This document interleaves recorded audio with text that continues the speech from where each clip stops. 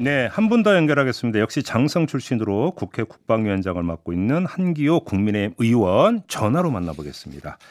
나와 계시죠? 예, 철원, 화천, 양구, 춘천, 을 지역구의 한기호 의원입니다. 네, 안녕하세요, 의원님.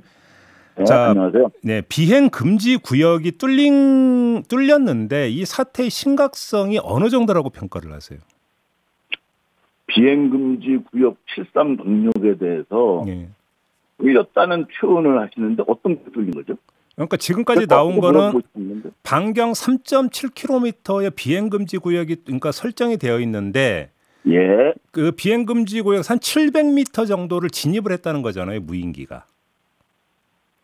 우리가 처음에 국방부가 보고할 때 예. 김병주 의원이나 저나 똑같이 이 부분에 대해서 약 73 동력이 걸린 거 아니냐 하고 질의를 했죠. 그리고 의원님도 같은 질의를 하셨었어요 그때? 아니 똑같이죠. 누가 봐도 눈이 똑같은데. 예. 국방부의 대답은 이게 지금 끊겼다 붙였다 된 지역이기 때문에 정확한 라인이 안 나오니까 저희가 전비태에서 검열해서 종합이 되고 결과가 나올 때 보고를 드리겠습니다. 이렇게 된 겁니다. 그 사이에 김병주 의원이 먼저 그 한마디로 선수를 치고 나가서 여당과 총알을 용산을 공격한 거죠. 아주 그런 면에는 탁월하신 분이에요. 네. 아무튼 비행 금지 구역 북쪽을 그러니까 훑고 간 건 사실 아닙니까, 의원님?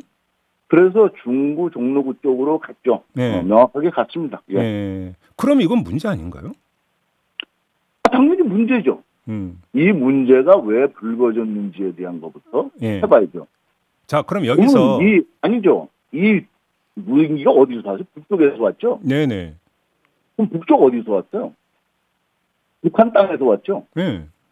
그럼 북한 땅에서 휴전선을 넘고 GOP선을 넘고 민통선을 넘고 쭉 넘어서 여기까지 온 거 아닙니까? 그렇죠. 그러면 이 지역이 어디입니까? 문재인 대통령의 9.19 합의에 의해서 비행 금지구역 무인기인 경우는 북한 15km, 남한 15km를 총 30km를 비행 금지구역으로 정한 곳입니다. 네네네. 여기를 통과해서 왔습니다. 그러니까 이 책임은 김정은과 문재인 책임이에요. 그럼 여기서 그러면 포차가 하느냐 하는 건데 우리가 가지고 있는 레이더망과 그리고 대공포 진지를 북한이 거의 다 알고 있다고 봐야죠. 그러면 우리 대공포가 최고 고도가 3km이기 때문에 그 이상의 고도로 오기 때문에 잡는 데 한계가 있고 우리 저탐 레이더도 실제로 북한은 우리가 북한으로 무대를 보냈잖아요. 근데 크기가 우리 북한에서 온 무인기보다 2배 이상 큽니다. 제가 군단장에서 잘 알죠. 그걸 운영했으니까. 네네. 북한은 어디로 왔는지도 모르고 붙지도 못하고 했지 않았어요? 자, 근데 그럼 우리가 레이더 성능이 북한 것보다 좋은 겁니다. 의원님, 그러나 이 좋은 것도 언제 된 것이냐 하면 2014년도에 그 무인기 사건이 발생하고 나서 그리고서 이제 박근혜 대통령이 이래서는 안 된다. 그래서 그 당시부터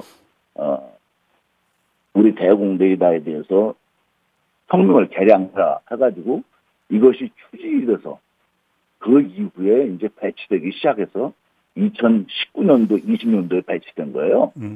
그래서 이게 감도가 가장 높기 때문에 그래도 이만큼 잡을 수 있었던 겁니다. 자, 의원님 한번 질문을 이렇게 한번 드려볼게요, 의원님. 해프닝을 할 것 같아. 해프닝이라고 하면 오죽하면 새 때까지 잡힙니까? 알겠습니다. 한번 질문을 이렇게 드려볼게요. 그러니까 힘들어요. 문재인 정권 때건 윤석열 정부 때건 정권이 바뀌든 안 바뀌든 국가 안보 태세는 항상 똑같아야 되는 거잖아요. 근데 문제는 그게 생각이 다른데 어떻게 똑같습니까? 뚫렸다라는 사실 자체는 국민 입장에서는 심각한 거 아닙니까, 의원님? 아니, 통수권자가 생각이 다른데 어떻게 똑같습니까? 지금 그래서 비행금지 구역을 해제해야 된다는 얘기 아닙니까? 그러면 2018년도부터 자그마치 2023년도까지 근 5년 동안 비행금지구로 설정됐으니까 이 안에 있는 방공 레이더 그리고 대공포 병사들은 5년 동안 노른 거예요. 이제 이렇게 무장 해제를 누가 시켰습니까? 해제라는 게 9.19 합의 갖고 지금 하시는 말씀인 거죠, 그러니까. 그렇죠. 그렇죠. 군사분 개선 주변 그거 말씀하시는 거죠? 아니 거기서부터 15km 이남까지 되어 있잖아요. 그 안에 레이더하고 대공무기가 다 있지 않습니까? 근데 아무튼 용산으로 가면서 반경 3.7km 비행금지 구역이 설정이 되어 있잖아요, 의원님. 순서대로 내려와야지 어떻게 예? 이렇게 건너뛰십니까? 예? 어떻게 건너뛰세요? 아니 순서대로 따져야지. 아무튼 대통령실을 그러니까 중심으로 해서 3.7km 금지 구역이 설정이 되어 있잖아요, 의원님. 그렇습니다. 그런데 아무튼 들어왔잖아요.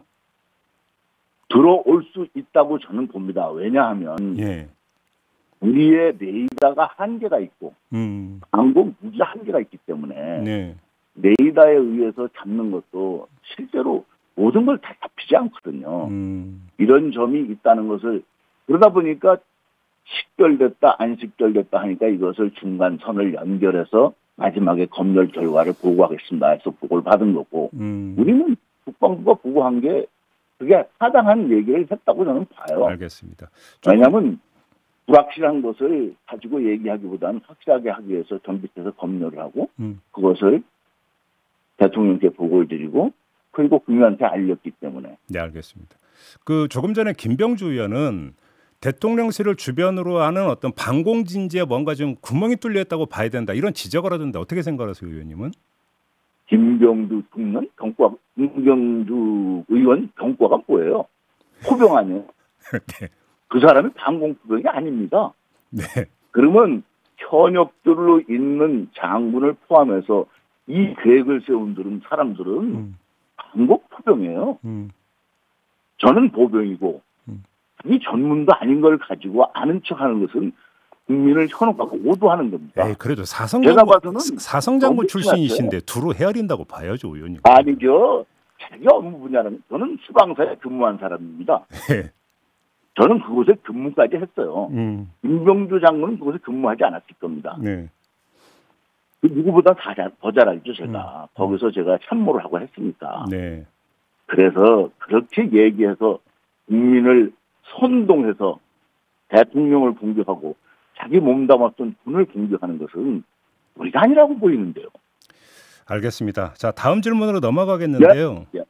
처음에는 그 용산 근처는 안 왔다라고 국방부에서 이제 계속 이제 강조를 하다가 요번에 이게 새로 밝혀졌는데 예? 그러면 애당초 감춘 것이냐 아니면 뒤늦게 안 것이냐라고 하는 것이 또 하나의 지금 논쟁거리거든요. 의원님은 어떻게 보세요? 처음에 그들이 김병주 의원도 얘기했듯이 네. 마음으로야 안 뚫리기를 바랬겠죠. 희망상이 얼마나 강했겠습니까? 그러나 실제 연결해 보니까 P3, P73 능력을 들어온 거 아니에요. 그래서 이것은 처음부터 제가 말씀드렸지만 그게 깨끗하게 감지되지 않는다는 거예요. 제가 다시 얘기하면 우리가 북한으로 구한 무기는 2배 이상 큰데도 북한은 전혀 왔다 간지도 몰랐다. 2017년도에 실제 청와대를 다 찍고 간 것이 떨어져서 주소 보니까 거기에 청와대가 찍힌 게 있더라. 이렇게 모르는 거예요. 이렇게 모르는 걸 그래도 이번에는 근근히 간간히 잡힌 것들을 모아서 결국은 최종적으로 상적 위치까지 뽑아낸 것만 해도 전 상당히 잘했다고 봅니다. 아, 그렇게 평가하시는 거군요. 왜냐하면 그 대신 이제 사격을 해서 잡는 거에 대한 한계는 소총도 유효사가 되고 넘어가면 못 맞히듯이 한계가 있지만 이 부분에 대해서 그러니까 북한이 그것을 회피할 수 있도록 작게 만들고 가볍게 만들고 이런 식으로 하는 거죠. 근데 그러면 의원님의 지금까지의 말씀을 종합하면 이렇게 예? 이해가 되는데 그러니까 북한이 작정하고 무인기에 예를 들어서 뭐 생화학 테러 무기라든지 공격용 무인기를 보내도 우리 입장에서는 속수무책이라는 얘기로 연결이 되거든요. 그러면? 그렇죠. 이제 그런데 네. 지금 요번에 온 무인기는 네. 소형 무인기 아닙니까? 네. 여기엔 탑재할 수가 없어요. 너무 작아서. 교육 단순하게 이제 프로펠러만 돌려서 오는 건데 그 정도를 하려면 당연히 커야죠. 무게가 있고 또 이거 하기 때문에 그 정도는 다 잡습니다. 공격용 무인기는 잡을 수 있다 이 말씀이십니까? 정리하면? 제가 봐서 100% 잡을 수 있습니다. 100%? 그리고 예. 그 정도 되면 뭐가 있냐면 예. 지금 무기에 대해서 여러 가지 얘기했지만 그것을 동력을 전달하려면 엔진이 커져야 돼요. 예. 그럼 열이 발생하죠. 예. 그러면 우리 대공 포로 안 되는 것을 미사일로 잡을 수가 있어요. 그래서 이 부분에 대해서 북한도 잘 알아요. 그러면 얼마든지 제가 봐서 가능한 겁니다. 지금 우리가 어떤 그 대처 방법 중에 하나로 스텔스 무인기 얘기를 하고 있지 않습니까? 그러면 거꾸로 북한도 그러니까 그걸 띄워보낼 수 있는 거 아닙니까? 역으로. 만드는 기술이 있느냐가 문제죠. 비행체에 만드는 기술은 대한민국과 북한하고 너무 차이가 많이 나기 때문에 네. 북한이 그 정도 기술로 비행체를 만들지를 못합니다. 아니 뭐 예를 들어서 뭐 들여올 수도 있지 않습니까? 만들지는 못한다 하더라도. 그럼 사올 수 있겠죠. 예. 네. 그런데 뭐 러시아가 이란 거 사듯이. 그러니까요. 그런 상태에서 우리가 지금 방비 태세는 다시 당연히 검열을 해야 되는 건 너무나 당연지사 아닙니까? 그래서 이제 우리가 이걸 가지고 국민을 선동해서 군을 공격하고 이거 하기보다는 무엇이 문제인가 찾아서 문제를 해소하는 것이 이게 도의고 이게 국회의원의 책임입니다. 알겠습니다. 시간이 다 돼서 마지막으로 이 질문을 드릴게요. 조금 전 김병주 의원은 국방부 장관도 합참의장도 경호처장도 안보실장도 모두 책임에서 자유롭지 않다 이렇게 지적을 하던데 어떤 말씀 주시겠습니까? 책임을 질 사람은 책임을 져야죠. 네. 그리고 이 군에 대한 책임은 통수권자의 고유의 권한입니다. 네. 그건 국회의원으로서 국방위원으로서 말할 수 있어요. 그러나 자 책임을 물어서 자른다고 칩시다. 누가 제일 좋아할까요? 김정은이가 박수 치고 아마 파티까지 열지 않을까 싶은데요. 우리 김병주 의원 말처럼 하면. 근데 더 확실한 사람을 자르고 더 확실한 사람을 안 치면 김정은 위원장이 좋아할 이유는 없잖아요. 인기를 보내가지고 이렇게 한번 하니까 사거리 군수뇌부가 잘렸다. 얼마나 좋아요. 정말로 작전이 성공한 거죠. 그게 맞나요? 북한에서 박수치고 좋아할 일을 하자는 게 지금 맞습니까? 책임자가 있으면 책임져야 된다고 저는 얘기합니다. 통수권자로서는 어떤 메시지를 내야 된다고 생각하세요? 책임자가 왜냐하면 그러니까 법률을 이제 해서 뭐든지 사실을 근거로 해야죠. 네네. 책임자가 있다면 책임을 물어야죠. 알겠습니다. 당연히 물어야죠. 그러나 안보실장부터 의장, 장관, 경호처장까지 다 하겠다 그러면 김정은이가 얼마나 좋겠어요. 알겠습니다. 의원님 시간이 다 돼서 이제 마무리하도록 하겠습니다. 고맙습니다. 예. 네, 지금까지 국민의힘의 한기호 의원이었습니다.